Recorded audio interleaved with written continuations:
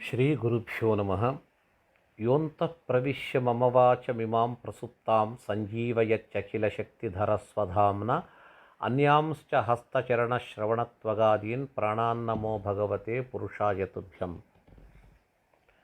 ನಂದನಂದನಮಾನಂದಂ ಇಂದ್ರನೀಲಸುರಂಜನಂ ಶ್ರೀ ಯಶೋದಾ ಯಶೋದಂಚ ಶ್ರೀನಿವಾಸಂ ಭಜೇ ನಿಶಂ.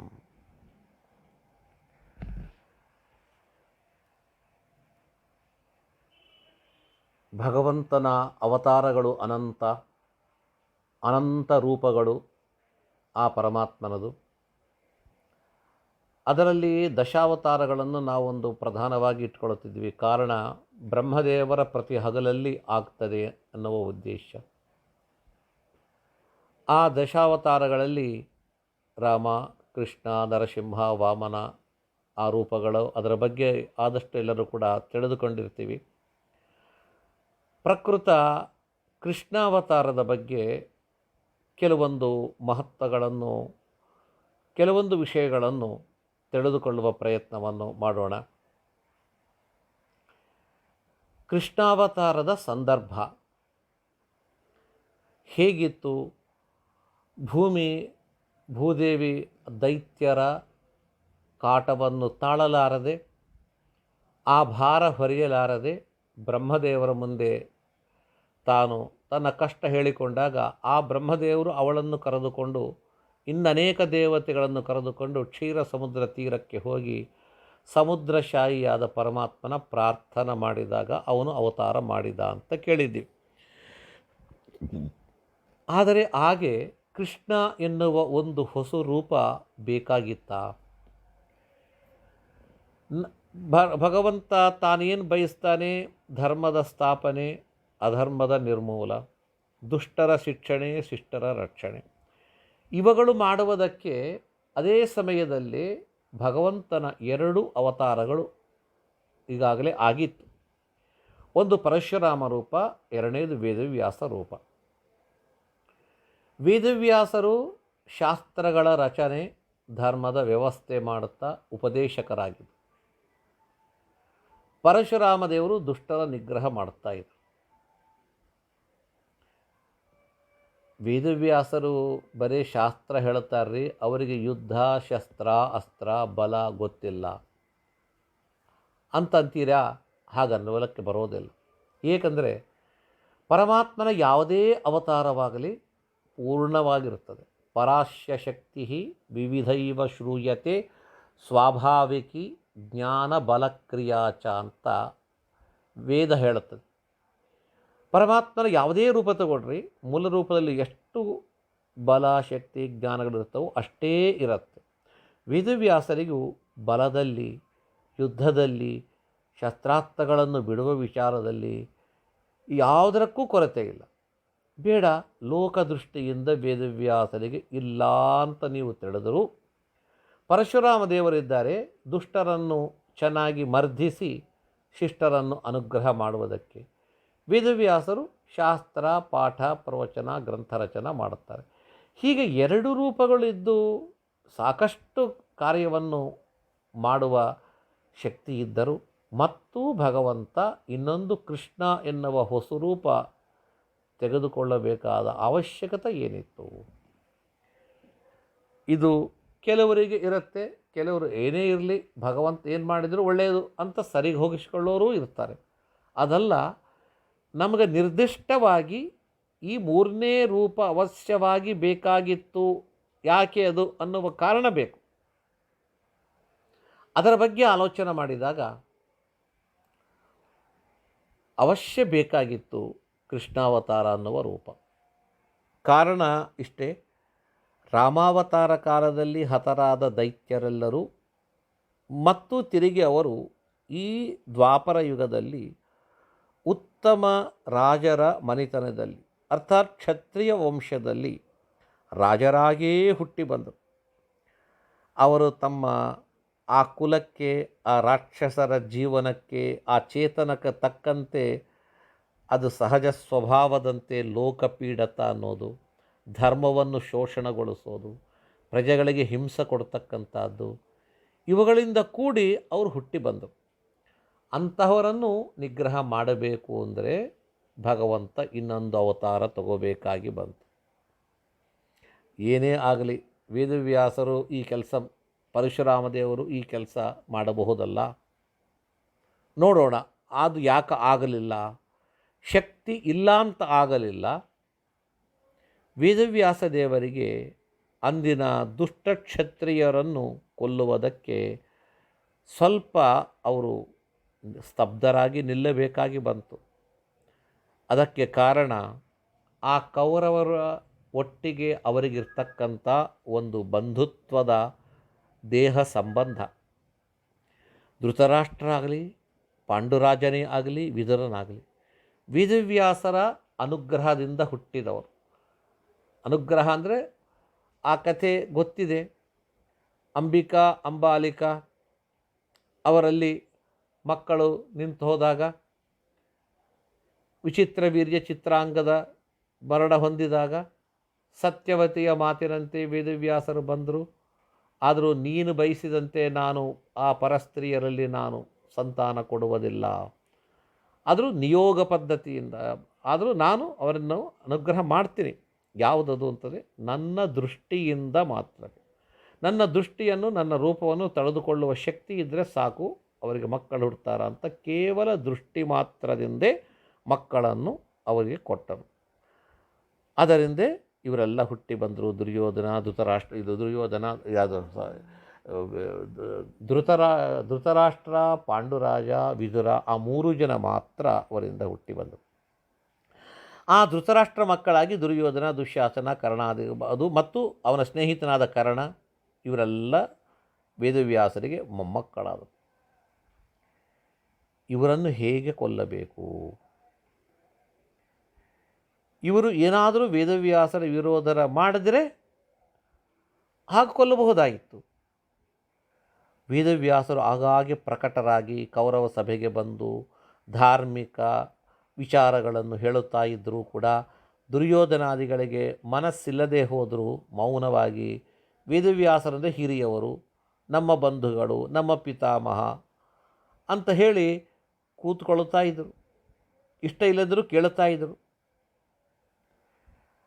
ತಮಗೆ ಪಿತಾಮಹ ಅನ್ನುವ ಒಂದು ಕಾರಣದಿಂದ ವೇದವ್ಯಾಸರ ವಿರೋಧ ಮಾಡಲಿಕ್ಕೆ ಹಿಂದೆ ಸರಿತಾ ಇದ್ದರು. ವಿರೋಧ ಮಾಡಲಿಕ್ಕೆ ಮುಂದೆ ಬರ್ತಿದ್ದಿಲ್ಲ. ಈ ರೀತಿಯಾಗಿ ದುರ್ಯೋಧನಾದಿ ದುಷ್ಟರೇ ವೇದವ್ಯಾಸರನ್ನು ವಿರೋಧ ಮಾಡುವುದಕ್ಕೆ ಸಿದ್ಧರಾಗದೇ ಇದ್ದಾಗ ಶಕುನಿ ಕರ್ಣಾದಿಗಳು, ಮಿಕ್ಕ ದೈತ್ಯರು, ಆ ದುಷ್ಟರು ಹೇಗೆ ವ್ಯಾಸರ ವಿರೋಧ ಮಾಡ್ತಾರೆ? ದ್ವೇಷ ಹೇಗೆ ಮಾಡ್ತಾರೆ? ತಮ್ಮನ್ನು ವಿರೋಧ ಮಾಡದೆ, ದ್ವೇಷ ಮಾಡದೆ, ಹಿಂಸೆ ಮಾಡದೆ ಇದ್ದಾಗ ಅವರನ್ನು ಸಂಹರಿಸೋದು ಹೇಗೆ? ಅದು ಅಶಕ್ಯ. ಅದು ದುರ್ಯೋಧನನೇ, ಇದಕ್ಕೆ ಮೂಲ ಕಾರಣನಾದ ದುರ್ಯೋಧನನೇ ವೇದವ್ಯಾಸರ ವಿರೋಧದಿಂದ ಹಿಂದೆ ಸರಿದಾಗ ಮತ್ತು ಅವರ ವಿರೋಧ ಮಾಡದೇ ಇದ್ದಂಥ ವ್ಯಕ್ತಿಗಳಿಗೆ ತಾನು ಹೇಗೆ ಅವರಿಗೆ ನಿಗ್ರಹ ಮಾಡಬೇಕು ವೇದವ್ಯಾಸರು? ಈ ಒಂದು ಕಾರಣದಿಂದ ಭಗವಂತ ಮತ್ತೊಂದು ರೂಪ ತೆಗೆದುಕೊಂಡು ಕೃಷ್ಣಾವತಾರ ಮಾಡಬೇಕಾಗಿ ಬಂತು.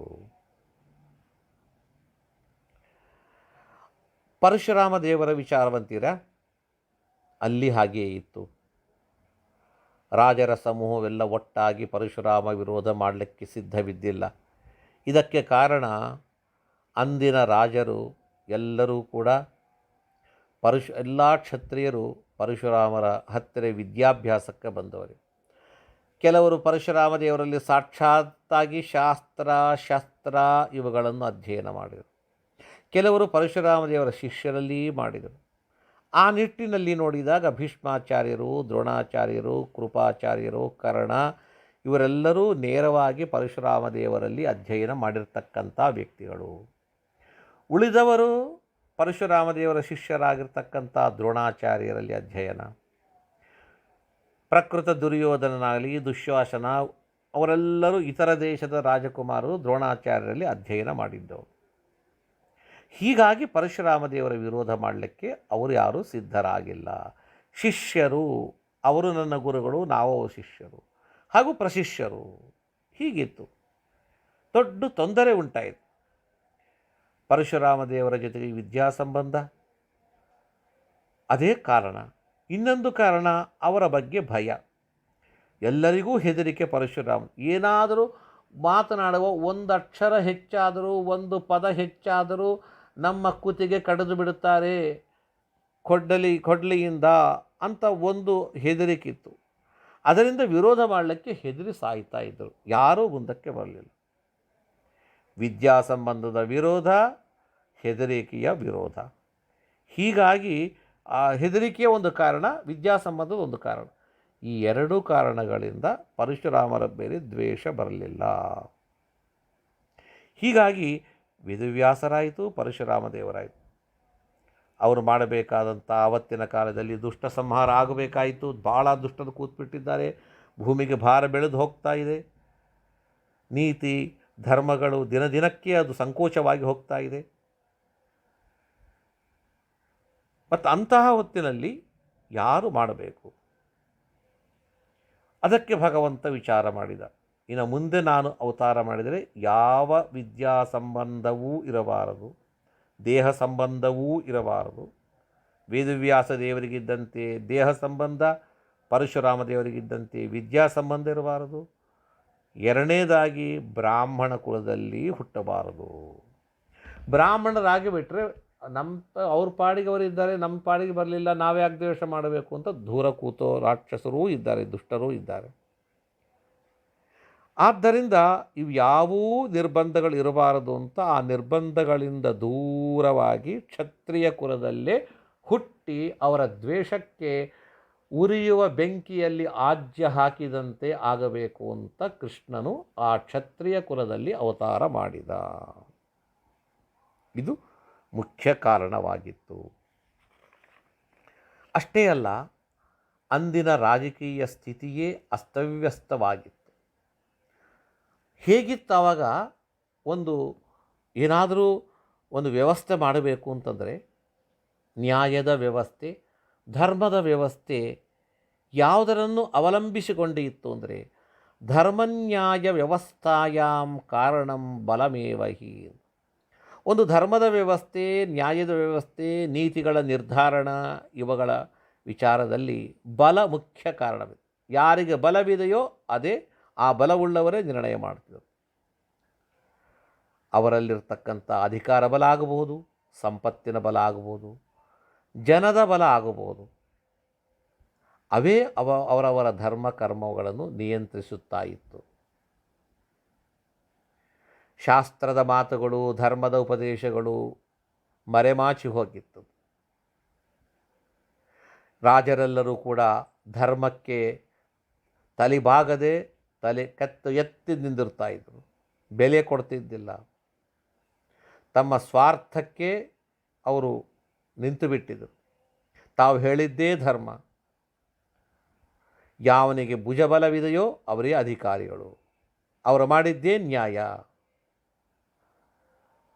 ಈ ರೀತಿಯಾಗಿ ನಿಜವಾದ ಧರ್ಮ, ನಿಜವಾದ ನ್ಯಾಯ, ತತ್ವಜ್ಞಾನಗಳು ಯಾವುವೂ ಕೆಲಸ ಮಾಡ್ತಾ ಇಲ್ಲ. ನಿಜವಾಗಿ ತತ್ವಜ್ಞಾನ, ಧರ್ಮ, ನ್ಯಾಯ ಆಡಳಿತ ಶಕ್ತಿಯನ್ನು ನಿಯಂತ್ರಿಸಬೇಕು. ಆದರೆ ಅವತ್ತು ಇವೆಲ್ಲ ಕುಗ್ಗಿ ಹೋಗಿ ಶಕ್ತಿ ಬಲಗಳೇ ಧರ್ಮವನ್ನು ನಿಯಂತ್ರಿಸುತ್ತಾ ಇತ್ತು. ಒಬ್ಬ ರಾಜ ಪಟ್ಟಾಭಿಷೇಕ ಮಾಡಿಕೊಂಡಾಗ ಆ ಸಮಯದಲ್ಲಿ ರಾಜರು ಏನು ಹೇಳ್ತಿದ್ರಾಗ, ಅದಂಡ್ಯೋಸ್ಮಿ ಅದಂಡ್ಯೋಸ್ಮಿ ಅಂತ ಇದ್ರು. ನಾವು ಯಾರ ನಿಯಮಕ್ಕೆ ದಂಡನೆಗೆ ಒಳಪಟ್ಟವರಲ್ಲ, ಸ್ವತಂತ್ರ ಅಂತ ಬೀಗುತ್ತಾ ಇದ್ದರು. ಆಗ ರಾಜಗುರುಗಳಾಗಿರ್ತಕ್ಕಂಥ ಆಚಾರ್ಯರು, ಪುರೋಹಿತರು ಮುಂದೆ ಬಂದು ಧರ್ಮದಂಡ್ಯೋಸಿ ಧರ್ಮದಂಡ್ಯೋಸಿ, ರಾಜರೇ ಬೀಗಬೇಡ್ರಿ, ಈ ರೀತಿಯಾಗಿ ಎಷ್ಟೇ ದೊಡ್ಡ ರಾಜನಾದರೂ ಚಕ್ರವರ್ತಿಯಾದರೂ ಕೂಡ ಧರ್ಮದ ದಂಡನೆಗೆ ನೀವು ಒಳಪಟ್ಟವರೇ, ನೀವು ಧರ್ಮದ ಅಧೀನ, ಧರ್ಮ ಹೇಳಿದಂತೆ ಕೇಳಬೇಕು ಅಂತ ಅವರು ಪ್ರತ್ಯುತ್ತರ ಕೊಡ್ತಾಯಿದ್ರು. ಈ ರೀತಿಯಾಗಿ ಕ್ಷತ್ರಿಯರನ್ನು, ಅಧಿಕಾರದಲ್ಲಿರ್ತಕ್ಕಂಥ ರಾಜರನ್ನು, ಆಡಳಿತ ಶಕ್ತಿಯನ್ನು ಧರ್ಮ, ನೀತಿ, ತತ್ವಗಳು ಅದರ ಅಡಿಯಲ್ಲೇ ನಿಯಂತ್ರಿಸಬೇಕು. ಈ ಕೆಲಸ ಮಾಡಬೇಕು ಅಂತ ಪ್ರತ್ಯೇಕವಾಗಿ ಭಗವಂತ ಒಂದು ರೂಪ ತೆಗೆದುಕೊಂಡು ಬಂದ. ಅದೇ ಕೃಷ್ಣಾವತಾರ ಅಂತ ಹೇಳ್ತಿದ್ದಾರೆ. ಈ ಕಾರಣದಿಂದ ಕೃಷ್ಣಾವತಾರವಾಗಬೇಕಾಗಿ ಬಂತು.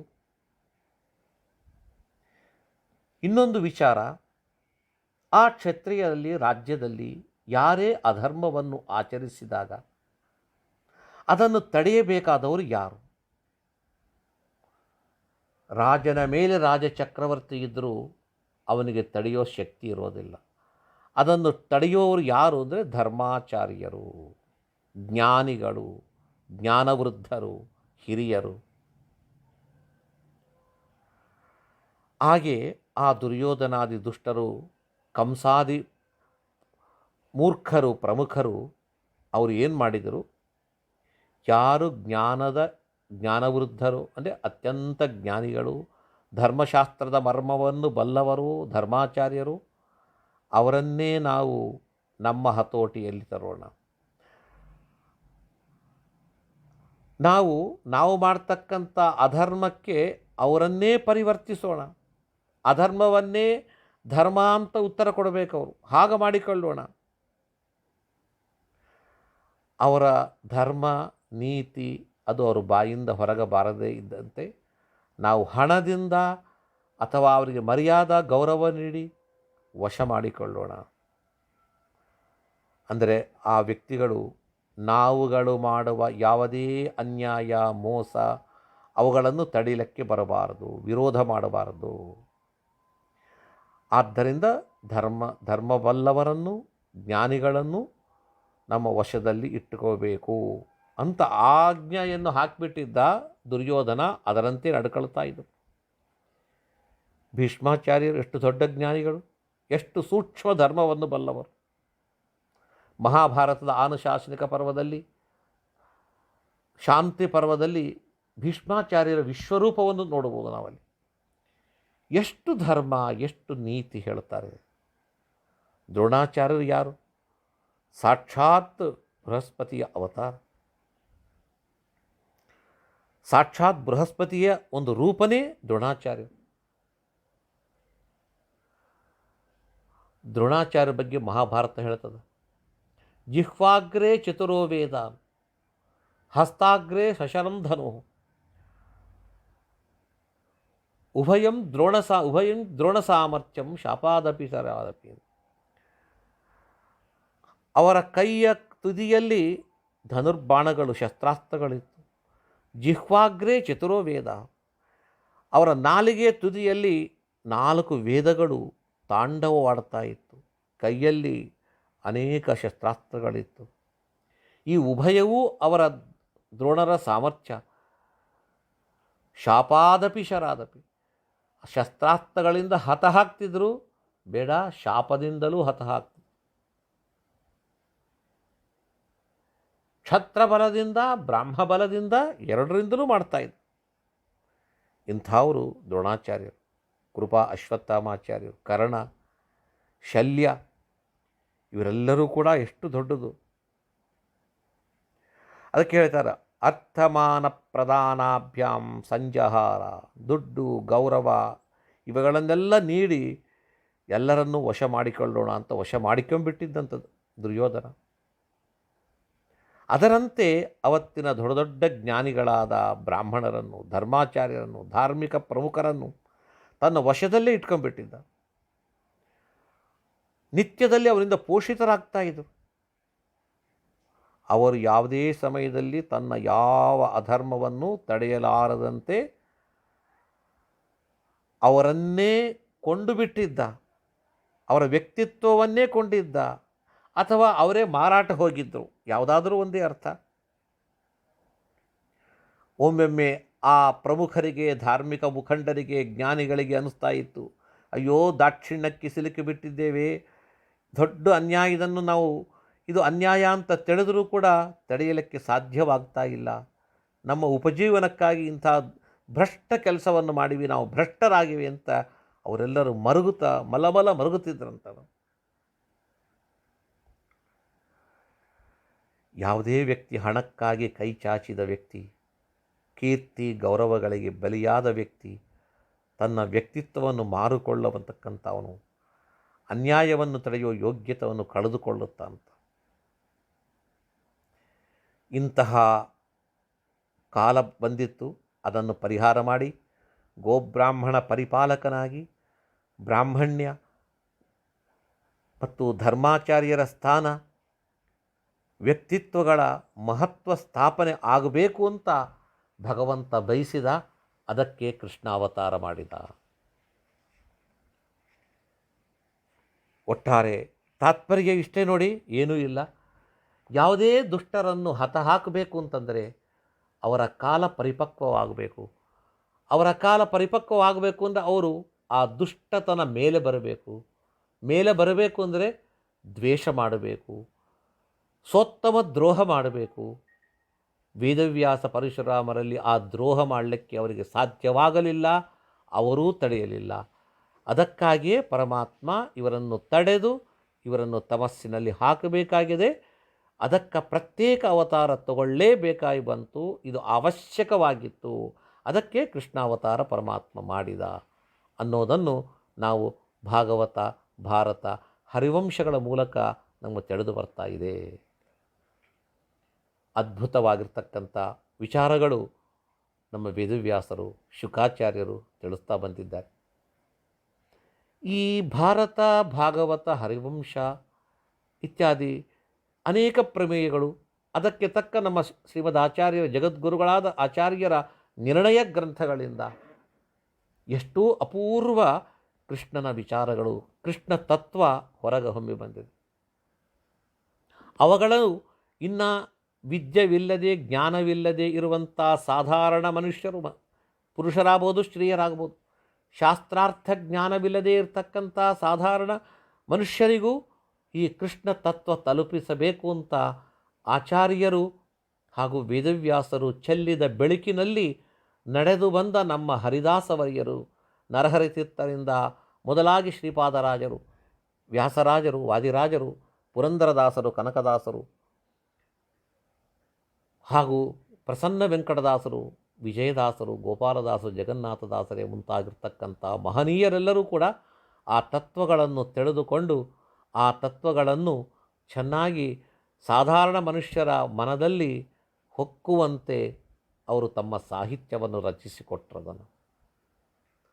ಅಂತಹ ಸಾಹಿತ್ಯಗಳಲ್ಲಿ ಕೂಡ ನಾವು ಕೃಷ್ಣ ತತ್ವವನ್ನು ಕಾಣಬಹುದು ಅಂತಂದು ನಮ್ಮ ಹರಿದಾಸ ಶ್ರೇಷ್ಠರಾಗಿರ್ತಕ್ಕಂಥ ವಿಜಯದಾಸನೂ ಕೃಷ್ಣನ ಬಗ್ಗೆ ತುಂಬ ಚೆನ್ನಾಗಿ ವರ್ಣನೆ ಮಾಡಿದ್ದಾರೆ. ಪುರಂದರದಾಸರು ಬಹಳ ಅದ್ಭುತವಾಗಿ ವರ್ಣನೆ ಮಾಡಿದ್ದಾರೆ. ಆ ಹರಿದಾಸ ಸಾಹಿತ್ಯದಲ್ಲಿ ಭಗವಂತನ ಒಂದು ವ್ಯಕ್ತಿತ್ವವನ್ನು ಹೇಗೆ ಚಿತ್ರಿಸಿದ್ದಾರೆ ಅದನ್ನು ಕೂಡ ನಾವು ತಿಳಿಯೋಣ.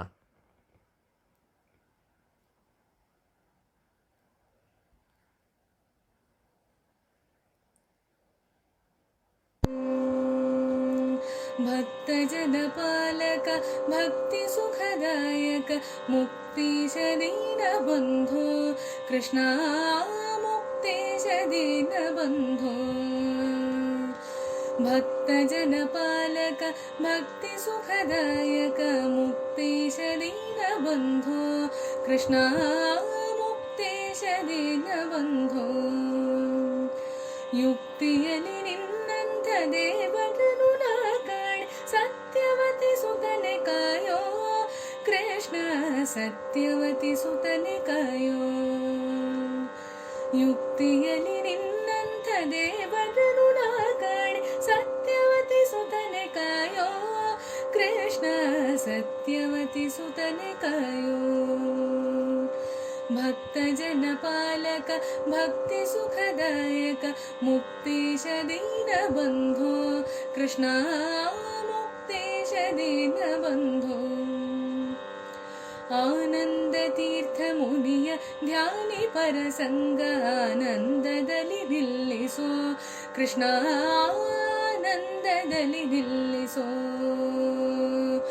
ಆನಂದ ತೀರ್ಥ ಮುನಿಯ ಧ್ಯಾನಿ ಪರಸಂಗ ಆನಂದದಲ್ಲಿ ನಿಲ್ಲಿಸೋ ಕೃಷ್ಣ ಆನಂದದಲ್ಲಿ ನಿಲ್ಲಿಸೋ.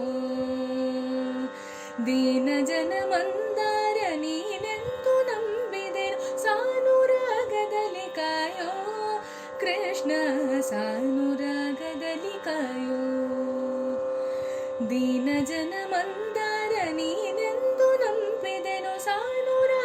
ಸಾನುರಾಗದಲ್ಲಿ ಕಾಯೋ ಕೃಷ್ಣ ಸಾನುರಾಗದಲ್ಲಿ ಕಾಯೋ ಭಕ್ತ ಜನ ಪಾಲಕ ಭಕ್ತಿ ಸುಖದಾಯಕ ಮುಕ್ತೇಶ ದೀನ ಬಂಧೋ ಕೃಷ್ಣ ಮುಕ್ತೇಶ ದೀನ ಬಂಧೋ ಕೆಟ್ಟ ಜನರ ಸಂಗ ಇಷ್ಟು ದಿನವೂ ಮಾಡಿ ಭ್ರಷ್ಟನಾಗಿ ಹೋದೆನೋ ಕೆಟ್ಟ ಜನರ ಸಂಗ ಇಷ್ಟು ದಿನವೂ ಮಾಡಿ ಭ್ರಷ್ಟನಾಗಿ ಹೋದೆನೋ ಬೆಟ್ಟದೊಡೆಯನೆ ನಿನ್ನ ಮುಟ್ಟಿ ಭಜಿಸುವ ಭಾಗ್ಯ ಇಷ್ಟಗಳಿಗೆ ನಗೆ ಕೊಡಿಸೋ ಕೃಷ್ಣ ಇಷ್ಟಗಳಿಗೆ ನಗೆ ಕೊಡಿಸೋ ಬೆಟ್ಟದೊಡೆಯನೆ ನಿನ್ನ ಮುಟ್ಟಿ ಭಜಿಸುವ ಭಾಗ್ಯ ಇಷ್ಟಗಳಿಗೆ ನಗೆ ಕೊಡಿಸೋ ಕೃಷ್ಣ ಇಷ್ಟಗಳಿಗೆ ನಗೆ ಕೊಡಿಸೋ ಭಕ್ತ ಜನ ಪಾಲಕ ಭಕ್ತಿ ಸುಖದಾಯಕ ಮುಕ್ತೇಶ ದೀನ ಬಂಧೋ ಕೃಷ್ಣ ಮುಕ್ತೇಶ ದೀನ ಬಂಧೋ ಅಜ ಜನಕ ಗಜವರದ ಭುಜಗ ಶಯನನೆ ನಿನ್ನ ಭಜಿಪ ಭಾಗ್ಯವನ್ನೇ ಕೊಡಿಸೋ ಕೃಷ್ಣ ಭಜಿಪ ಭಾಗ್ಯವನ್ನೇ ಕೊಡಿಸೋ ಅಜ ಜನಕ ಗಜವರದ ಭುಜಗ ಶಯನನೆ ನಿನ್ನ ಭಜಿಪ ಭಾಗ್ಯವನ್ನೇ ಕೊಡಿಸೋ ಕೃಷ್ಣ ಭಜಿಪ ಭಾಗ್ಯವನ್ನೇ ಕೊಡಿಸೋ ನಿಜವಾಗಿ ನಿನ್ ಹೊರತು ಸಲಹುವರನ ಕಾಣೆ ವಿಜಯ ವಿಠ್ಠಲರೇಯ ವಿಜಯ ವಿಠ್ಠಲರೇಯ ನಿಜವಾಗಿ ನಿನ್ ಹೊರತು ಸಲಹುವರನ ಕಾಣೆ ವಿಜಯ ವಿಠ್ಠಲರೇಯ ಕೃಷ್ಣ ವಿಜಯ ವಿಠ್ಠಲರೇಯ ಭಕ್ತ ಜನ ಪಾಲಕ ಭಕ್ತಿ ಸುಖದಾಯಕ ಮುಕ್ತೇಶ ದೀನ ಬಂಧೋ ಕೃಷ್ಣ ಮುಕ್ತೇಶ ದೀನ ಬಂಧೋ ಯುಕ್ತಿಯಲ್ಲಿ ನಿನ್ನಂಥ ದೇವರನು ನಾ ಕಾಣೆ ಸತ್ಯವತಿ ಸುತನೆ ಕಾಯೋ ಕೃಷ್ಣ ಸತ್ಯವತಿ ಸುತನೆ ಕಾಯೋ ಭಕ್ತ ಜನ ಪಾಲಕ ಭಕ್ತಿ ಸುಖದಾಯಕ ಮುಕ್ತೇಶ ದೀನ ಬಂಧೋ ಕೃಷ್ಣ ಮುಕ್ತೇಶ ದೀನ ಬಂಧೋ ಮುಕ್ತೇಶ ದೀನ ಬಂಧೋ ಮುಕ್ತೇಶ ದೀನ ಬಂಧೋ